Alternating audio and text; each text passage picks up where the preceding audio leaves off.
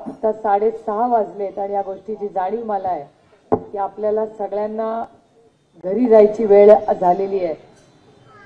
Plus संध्याकाळी महिला मेळावे माझी संघटनेला मी कालही विनंती केली की महिला मेळावा हा 5:30 वाजता संपला पाहिजे, कारण का महिलांची गैरसोय होता कामा नये, कारण का महिला अस्वस्थ होतात, घरी जायला वेळ लागतो। हा जरी शहरातला मेळावा असला तरी माझं भाषण संपून घरी जायला महिलांना अजून अर्धा पाऊण तास तर लागणारच। त्याच्यामुळे माझी सूचना राहील, आजच मी पक्षालाही सांगणार आहे की एखादा दिवस वाढला तरी चालेल, पण पक्षातले महिला मेळावे हे 5:30 वाजता संपले पाहिजे। कारण मीही तुमच्यासारखी एक महिला आहे, मला माहिती आहे की महिलांना फक्त हेही काम करायचं असतं आणि याच्या बरोबर महिलांना घरी जाऊन पाणी असतं, मुलांचा अभ्यास असतो, स्वयंपाक असतो, खूप कामं असतात। त्यामुळे मी फार वेळ भाषण करणार नाही, मी 5 मिनिटं भाषण आज करेन। आणि मी पक्षाला सांगणार आहे की माझा सभेला असेल तर माझं 4:45 मी भाषणाला उभी राहिले तर भाषण होतं, कारण का आलेल्या आमच्या महिला भगिनींना कुठली अडचण होऊ नये हाच या मागचा विचार आहे। कारण महिलांना बाहेरचंही काम बघायचं असतं आणि घरातलंही काम बघायचं असतं। घरी आज व्यासपीठावर सगळे पुरुष जेव्हा जातील तेव्हा ते टीव्ही लावतील, आमच्या महिला सगळ्या पदाधिकारी पहिल्या स्वयंपाकघरात जातील, खरं आहे का नाही मला? त्याच्यामुळे मला या गोष्टीची जाणीव आहे की तुम्हाला सगळ्या महिलांना डबल रोल करायचा असतो, बाहेरच्याही जबाबदाऱ्या आणि घरातल्याही जबाबदाऱ्या। पण मला कौतुक आणि अभिमान वाटतं की आज या संपूर्ण भागामध्ये ताई तुम्ही यशस्वीनीचा तुमचा अनुभव सांगितला, मला खरंच तुमचं कौतुक आणि अभिमान आहे। त्याच्यात मी काही केलं नाही, तुमचं कर्तृत्व आहे, त्याच्यामुळे तुम्ही आज व्यासपीठावर ज्या बसले आहात ही, आणि हे कर्तृत्व फक्त तुमच्यात नाहीये, समोर बसलेल्या प्रत्येक महिलेमध्ये, आणि त्याला चालना द्यायचं काम आज आपल्याला पुढे करायचं। आज एक अतिशय चांगली स्कीम केली महाराष्ट्र सरकारने आणली, लाडकी बहीण योजना। यंदा लोकसभेच्या आधी बहिणींचं प्रेम नव्हतं, बहिणींचं प्रेम लोकसभेनंतर यांना आलं। आणि तुम्ही सगळ्यांना जे 1500 रुपये दिले त्याचं मी मनापासून स्वागत करते। पण गंमत बघा, जेव्हा आम्ही म्हणलं 3000 रुपये देऊ, मग तेही म्हणायला लागले हो आमचं सरकार आलं ना तर आम्ही देऊ। अहो तुमचं सरकार आहे, आज 3000 रुपये द्या, कोणी थांबवलं तुम्हाला? जे आम्ही सरकारमध्ये तर असतं तर आम्ही तेच केलं। पण दुर्दैव आहे की यांना महिला सबलीकरण किंवा तुमच्या आयुष्यात बदल घडवण्यासाठी हा निर्णय नाही घेतलेला, स्वतःच्या स्वार्थासाठी पुन्हा महाराष्ट्रात राज्य आणण्यासाठी लाडकी बहीण योजनेशिवाय त्यांच्याकडे दुसरं एकही काम नाही। तुम्ही बघा भाषणं काय असतात, फक्त लाडकी महाराष्ट्राची मुख्यमंत्री लाडकी बहीण योजना। काही लोक लाडकी बहीण योजना म्हणतात, काही लोक म्हणतात मुख्यमंत्री लाडकी योजना, नक्की नाव मला माहिती नाही। आणि आणखीन एक व्यक्ती असं म्हणतो की आम्हाला मतदान केलं तर ठीक, आम्हाला मतदान नाही केलं तर आम्ही योजना ही बंद करू। काही लोक म्हणतात की आमचं सरकार आलं नाही तरी योजना बंद करू। माझं भाषण रेकॉर्ड करून ठेवा। एक तर सरकार असणार आहे आणि आपलं सरकार आल्यानंतर महाराष्ट्राची लाडकी बहीण योजना ही फक्त जास्ती ताकदवर होणार नाही, त्याच्याबरोबर तुम्हाला अधिकारही जे आदरणीय पवार साहेबांनी आधी दिले त्याचा पुढचा टप्पा आम्ही त्या योजनेत घेऊ आणि तुम्हाला मान सन्मान आणखीन कसा मिळेल त्याच्यासाठी आम्ही प्रयत्न करू। हा शब्द मी तुम्हाला देते। आणि का सगळे प्रश्न फक्त पैशांनी नाती न जुळवता येत ना प्रश्न सुटतात। शिक्षण असेल, मला खरं सांगा, मला एका महिलेनी परवा सांगितलंय की आम्हाला या सरकारने सांगितलं होतं की सगळ्या मुलींची फी पूर्णपणे सरकार माफ करेल। मला सांगा तुम्ही सगळ्यांनी फी भरली का नाही पोरींची? त्याच्यात तुम्हाला माफी मिळाली? किती हजारो रुपये पैसे भरले तुम्ही? किती? 8000 रुपये तुम्ही भरले, 26,000 रुपये फी तुम्ही भरली। किती? एका वर्षाची 26,000 रुपये फी भरली। तो शब्द तुम्हाला दिला होता तो पाळला नाही आणि आता 3000, 26 मधून 3000 मायनस, म्हणजे आणि तुम्हाला सांगते आता ते घाबरलेले आहेत. त्याच्यामुळे पुढचे काही दिवाळीच्या आधी 5-10 हजार रुपये देतील. सगळे पैसे आले ना आले बँकेतून काढून घ्या. यांचा काय भरोसा नाही. अर्ध्या तर बँका यांनी चालवल्या आणि डुबवल्या. नाशिकमध्ये तर माझ्या काल वाचनात आलं की नाशिकमध्ये एक बँक आहे. बगरे सर, माझं चुकीचं नसेल तर तुमच्या पत्नी एका बँकेत काम करतात. बँकेमध्ये त्यांनी काही लोकांना, तिथे आज प्रशासक आहे, बँक चालत नाही, आणि त्या सगळ्या ज्या बँकेची जी कमिटी होती त्यांच्यावर कोर्टाने सांगितलं ऍक्शन घ्या, बरोबर. आणि ती ऍक्शन घेताना 10 का 12 लोकांवर ऍक्शन घ्यायची होती, एकाच व्यक्तीवर घेतली. 11वर का नाही घेतली? 11वर घेतली नाही कारण का ते त्यांच्या बाजूने आहेत, आणि एकावर घेतली कारण का त्यांनी विरोधात केला. हे बरोबर आहे का अयोग्य आहे मला सांगा? चुकीचं आहे. घ्यायची असेल ऍक्शन तर 12च्या 12 लोकांवर घ्या, एकावर घेऊ नका. मी तुम्हाला शब्द देते, आम्ही सुडाचं राजकारण कधी केलं नाही आणि कधी करणारही. विरोधक असला आणि चांगलं काम करत असाल तर त्याचा जाहीर सत्कार करू, पण जर आमच्या गरीब कष्ट करणाऱ्यांचे पैसे कोणीच्या चुकीच्या पद्धतीने बँक डुबवली असेल तर जो न्याय आमच्याकडच्या माणसाला असेल तोच समोरच्याला असेल.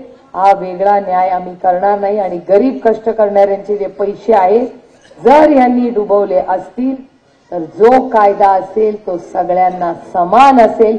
ज्या 11 लोकांना जर त्यांनी, मी जर म्हणते, जर बँक डुबवली असेल तर न्याय द्यायचं काम कोर्टात तुमची ही बहीण सुप्रिया सुळे जाऊन प्रत्येकाला न्याय मिळवून दे. फक्त सत्ता ही फक्त घर फोडा पक्ष फोडायसाठी नसते. अहो, आमचं घर फोडलं, पक्ष फोडला, चिन्ह नेलं, पक्षही नेला, आणि काय सगळ्यांनी सांगितलं विकासासाठी गेलो. नाशिकमध्ये ध्यानात आल्यावर कळलं की ते जेलमध्ये जाणार होते, त्याला वाचवण्यासाठी गेले, काय तुमच्या आणि माझ्या प्रेमासाठी नाही गेले.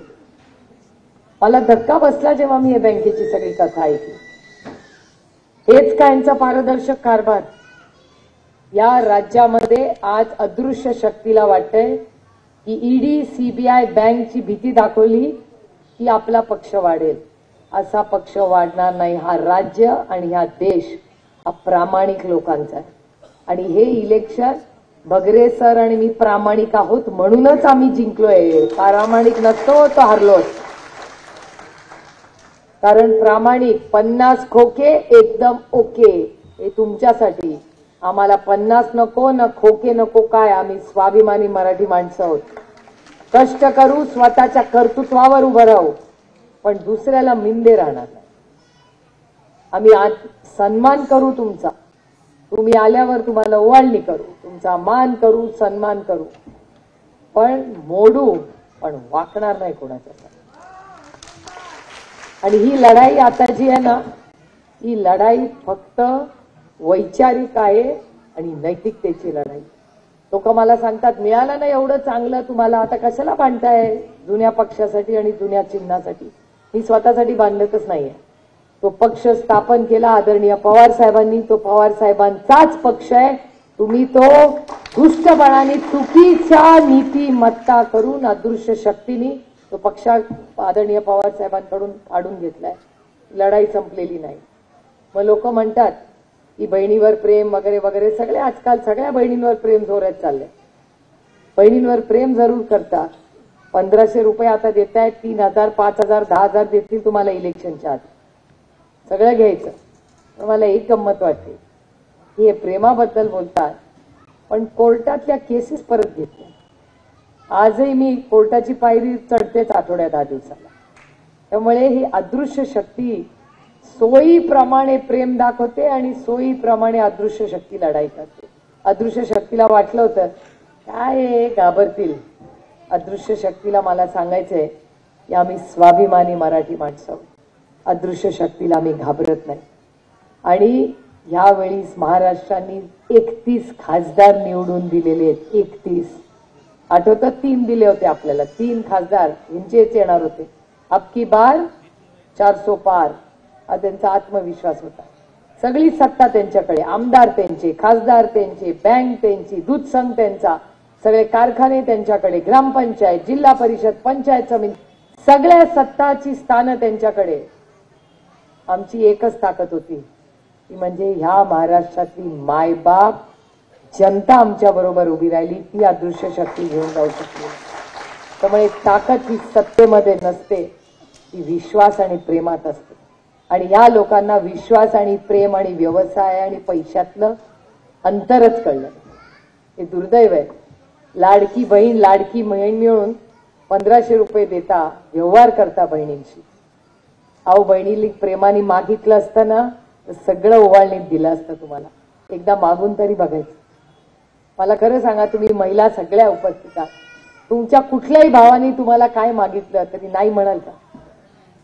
त्यांना बहिणा बहिणीचं नातच कळलं. त्यांना असं वाटलं की बहीण एकाने तर भाषण केलं की एक गेली हरकत नाही, दुसऱ्या येतील. ओ, या राज्यातले 1500 रुपयाला नातं बिकाव नाहीये या राज्यात. आणि आम्ही स्वाभिमानी महिला आहोत. आणि व्यवसाय आणि नातं, नात्यात पैसे नसतात आणि व्यवसायात प्रेम नसतं. व्यवसायात प्रेम करायला गेला की झाला लॉस, आणि नात्यात पैसे आणले तर ते टिकत नाही. त्याच्यामुळे यांनी हा सगळा जो खटाटोप, आणि तुम्हाला माहितीये का, महाराष्ट्राचे काय मुख्यमंत्री लाडकी बहीण योजनेसाठी जाहिरात करण्यासाठी किती पैसे आहेत? किती? 200 कोटी. किती? 200 कोटी मध्ये शून्य किती सांगा? 200 कोटी रुपयात शून्य किती माहिती नाही आपल्याला. 1 कोटीत किती माहिती नाही. कोणी बँकवाला असेल तर सांगा, आहे का कोण बँकेत काम केलेला माणूस? 1 कोटी मध्ये किती शून्य? 7. मग 200 कोटी मध्ये किती? बघा आमच्या महिला किती कच्चं गणित त्यातच म्हणते. म्हणजे 2 लिहायचा आणि त्याच्या शेजारी 9 वेळा शून्य लिहायचा. मला खरंच सांगा, जे पैसे जर या कष्ट करणाऱ्या नाशिकच्या कांद्या पिकवणाऱ्या शेतकऱ्याला दिले असते तर त्याचे अश्रू थांबले नसते. आमची आशा आणि अंगणवाडी भगिनीला जर दिले असते, इथे कोण आशा भगिनी आहे का? तिथल्या सुपरवायझरला 5000 रुपयाचा शब्द दिला होता का नाही सरकारने? आले का 5000 रुपये? मी कालच शब्द दिला. मी काल मुख्यमंत्र्यांना पत्र लिहिले की आमच्या आशा भगिनींचे 5000 रुपये द्या. जर आम्हाला 5000 आमच्या आशा भगिनीला मिळाले नाही तर आंदोलन आणि उपोषणाला तुमची बहीण सुप्रिया सुळे बसेल, हा शब्द मी काल दिला. त्याच्याशिवाय काय देत नाही. ते कुणाच्या प्रेमाचे नाही, त्यांना फक्त खुर्चीवर प्रेम आहे. लाडकी, आमचे जयंत पाटील म्हणतात ना, लाडकी खुर्ची योजना आहे. फक्त लाडकी खुर्ची. खुर्चीत कसं बघायचं? आणि देवेंद्रजी हा असं कसं बोलू? अच्छा, तुम्हाला दत्तक गेलेला म्हणताय तुम्ही?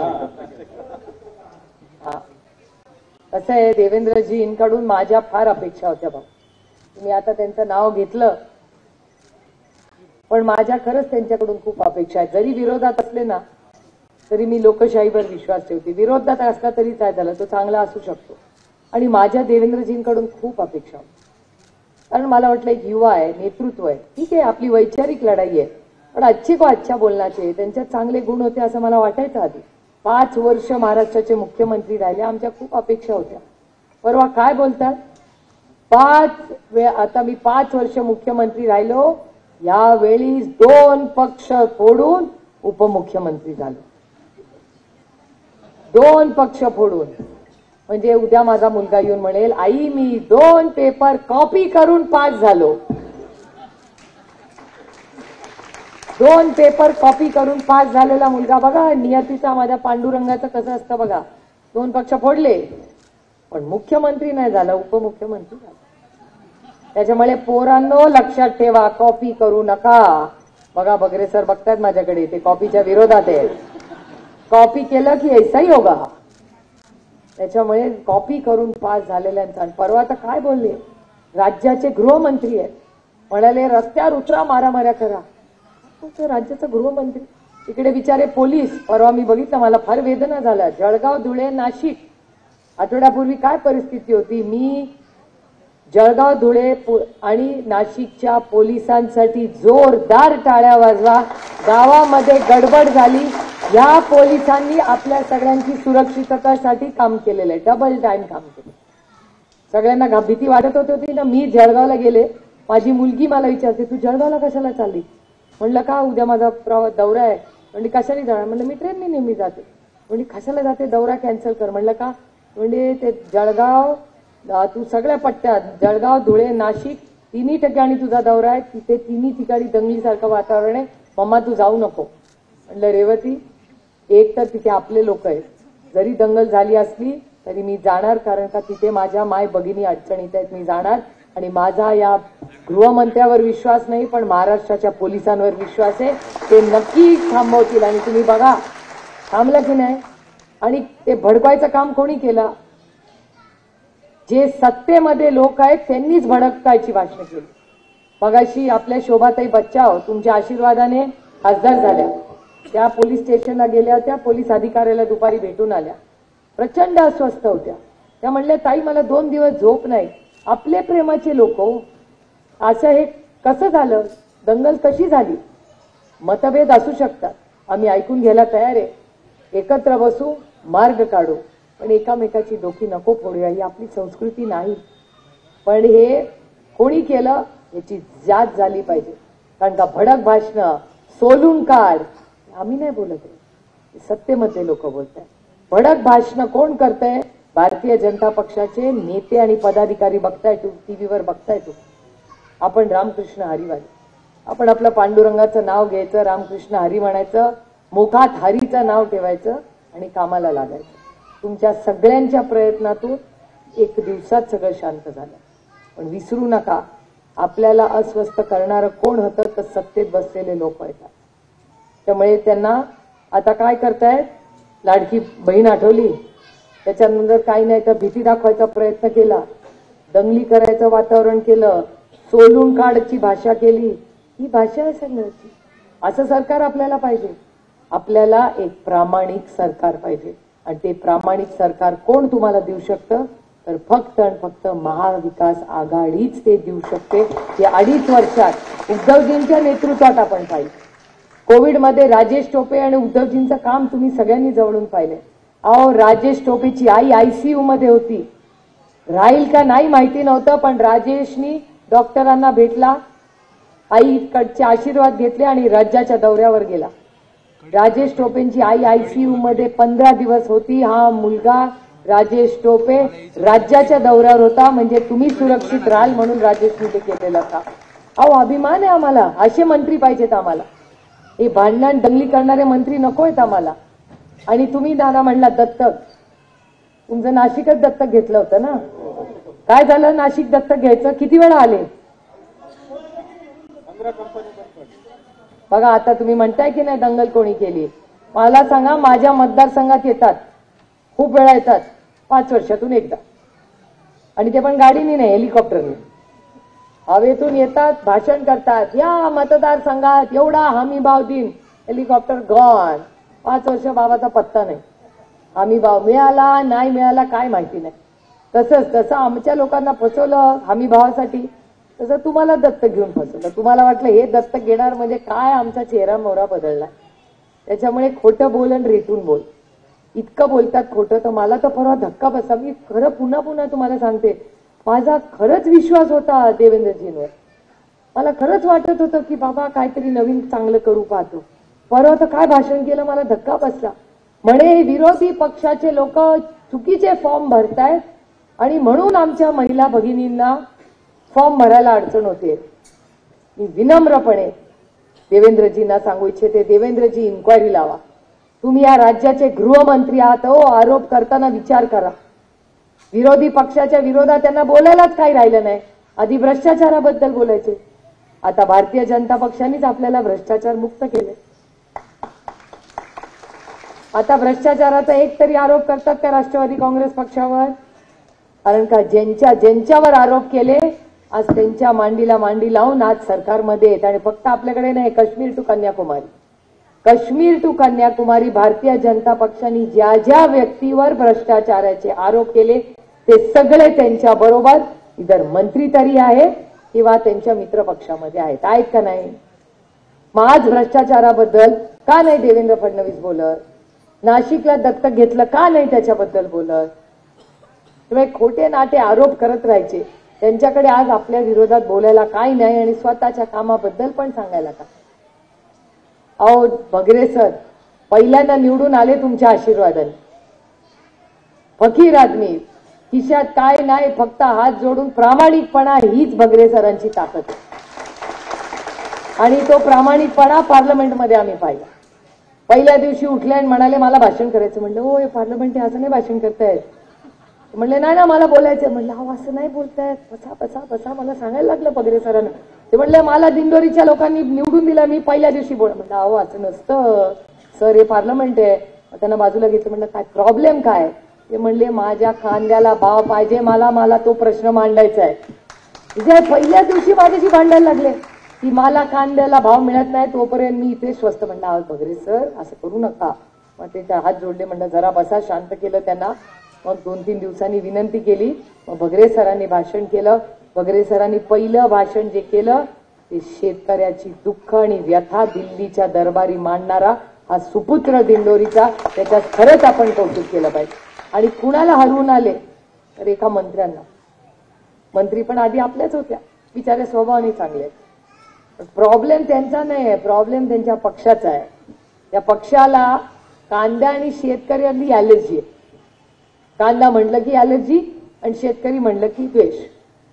एका शेतकऱ्याला न्याय मिळालाय का 10 वर्षामध्ये? कुणाला नाही. आणि मी 1 वर्ष, तुम्ही पियुष गोयलांना नाव घेऊन माझं विचारा, 1 वर्ष मी पियुष गोयलांना विनंती करत होते पियुष भाई आप बाकी सब छोड़िए, हमारे प्याज के ये किसान को न्याय दीजिए. ते म्हणजे काय प्याज किसान? नाही महागाई वाढेल. अरे काय कांद्यानीच महागाई वाढते? तुझा जीएसटीनी महागाई वाढत नाही. फक्त कांदा म्हणला की यांना महागाई दिसते. जीएसटी, मोबाईलवर जीएसटी आहे का नाही? तुम्ही औषध घेतात आई त्याच्यावर जीएसटी आहे का नाही? मुलाच्या पेन्सिलवर जीएसटी आहे की नाही? डाळीवर आहे का नाही? औषधावर जीएसटी, डाळीवर जीएसटी. तुम्ही जो आटा विकत घेताना त्याच्यावर जीएसटी, साडीवर जीएसटी, घड्याळावर जीएसटी, त्या बांगडीवर जीएसटी, मंगळसूत्रावर जीएसटी, प्रत्येक गोष्टीवर जीएसटी की नाही? मग मला परवा एक महिला म्हणाली हे 1500 रुपये कशाला देतात? त्यांना सांग महागाई कमी कर, माझे जास्ती पैसे वाचतील. बरोबर आहे? म्हणजे एका हाताने टॅक्स घ्यायचा आपल्याकडून आणि दुसऱ्या हाताने आपल्याला 1500 रुपये द्यायचे. ते 1500 रुपये स्वतःकडे ठेवायचे. तुम्ही मला विचार करून सांगा, हिशोब करा घरी जाऊन. जीएसटीचा टॅक्स किती आहे? मी तुम्हाला शब्द देते की महाविकास आघाडीचं सरकार झाल्यावर पहिल्यांदा आपला राज्याचा वृत्तमंत्री आहे तो जेव्हा दिल्लीला जाईल जीएसटी काउन्सिलमध्ये, पहिली मागणी करेल की शेतीला ज्या ज्या वस्तू लागतात त्याचा कर 0वर आणण्याची मागणी ही आपली असेल. 0. जे काही शेतकरी. परवा मी जळगावला गेले होते तेव्हा तिथे एक बोर्ड वाचला की दरवेळी जेव्हा जेवण कराल ना तेव्हा त्या शेतकऱ्याला आभार माना. त्या शेतकऱ्या म्हणे तुमच्या टेबलवर अन्न आहे. खरंच आहे. तो दिवस आणि आता मला नेहमी असं वाटतं, मला अन्नाचं ताट बघितलं की अन्नाला देव मानणारे आपण लोक. आणि देव हा कोण आहे? त्या रूपाने शेतकरी. आणि त्या शेतकऱ्याचा दुःख त्या सरकारला दिसत नाही. नाशिकचा असेल, तो बँकेचा असेल. आणि त्या बँकेचा जे मी उल्लेख केला ती बँक कुणाची होती? शेतकऱ्यांचेच पैसे आहेत ना. तिथे कुठल्या मोठ्या टाटा बिर्ला अंबानीचे पैसे आहेत मला सांगा? जी बँक बुडवली सर त्याच्यात कुणाचे पैसे आहेत? शेतकऱ्यांचेच आहेत ना. मग त्या बँकेची इन्क्वायरी ही लागलीच पाहिजे आणि ती पारदर्शकपणे झाली पाहिजे. ही मागणी मी या व्यासपीठावर आज करते. आणि या आपलं सरकार येणारच आहे 2-3 महिन्यांनी. पण त्याच्यावर तुमची जबाबदारी आहे. पुढचे 65 दिवस फक्त मी मागते. त्यातले 10 दिवस गणपतीचे मायनस ते मी धरलेत आणि 10 दिवस तुमचे नवरात्राचे. ते 20 दिवस ऑलरेडी. आधी मी 90 दिवस मागायचे, ते आता मायनस केले. आणि 5-25 तिकडचे काय असेल ते. फक्त पुढचे 65 दिवस तुमच्या आयुष्यातले मी मागते. कारण का महाराष्ट्रातला आपल्या विचाराचं सरकार आणायचं असेल तर पुढचे 65 दिवस आपल्याला मनापासून काम करावं लागेल. आणि एक गोष्ट, दिंडोरीला चिन्हाची थोडीशी गडबड झाली. आपण तुतारी तुतारी तुतारी करत फिरतोय, हे रडीचा डाववाले. त्याच्यामुळे त्या दुसऱ्या चिन्हाला तुतारी नाव दिलं. आपलं चिन्ह आहे तुतारी वाजवणारा माणूस. आपलं चिन्ह हे प्रत्येक गाव, वाडी, वस्तीवर पोचवा. कन्फ्युजन नको. आता पोचलेलं आहे तरी हरकत नाही. परत परत मुलांकडून पाढे म्हणून घेता की नाही? पाढे परत परत परत मुलांकडून म्हणतात, तसं चिन्ह परत परत परत परत सगळ्यांना सांग. काय नुकसान होत नाही.